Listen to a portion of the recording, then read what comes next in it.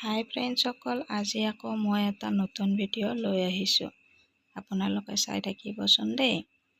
এইটো আমাৰ কাৱৈ মাছ ঘৰতে পুহি ৰাখিছোঁ। আমাৰ বাবুৱে ভাল পায় কাৰণে সি ক'লে মা এইটো ৰাখি দিম দিয়া, এনেদৰে ৰাখি থৈ দিছোঁ আৰু খোৱা খাদ্যটো এনেকৈ কিনিয়ে দিওঁ।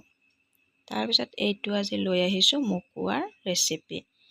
মকুৱাটো কাটি লৈ এইখিনি উলিয়াই লৈছোঁ। তাৰপিছত এতিয়া এইখিনি আমি পিচিম, মানে বটা বনাম এতিয়া চাটনি। এই নৰসিংহ পাত লৈছোঁ, জলকীয়া, আদা নহৰু সকলোখিনি। তাৰপিছত আৰু দুটামান জাব্ৰাং দি দিছোঁ আৰু জালুক। এতিয়া সকলোখিনি এনেকৈ পিচিম। পটাতে পিচি দেখাইছোঁ, মিক্সিত দিলে ইমান এটা ভাল নহয়, খাবলৈ বহুতেই সোৱাদ হয়। এতিয়া চাই থাককচোন, এনেদৰে পিচি লৈছোঁ। অকণমান কষ্ট হয় পিছোতে, পিছল হয় বস্তুটো বহুতখিনি। তাৰপিছত এইখিনি সকলোখিনি এড কৰি দিম। এতিয়া আকৌ ভালদৰে পিচি ল'ম।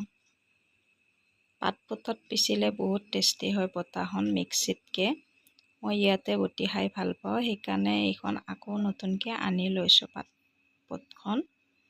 বটাখনত বটিলে বহুত টেষ্টি লাগে বটা বুলি ক'লে, কিন্তু মিক্সিত ইমান টেষ্টি নহয়। চাওকচোন, এতিয়া এনেদৰে পিচি লৈছোঁ পূৰা। বহুত পিছল হয়, বটিবলৈ দিগদাৰ হয়, কিন্তু তথাপিও কামটো ফিনিচিং কৰিলোঁ ফাইনেলি।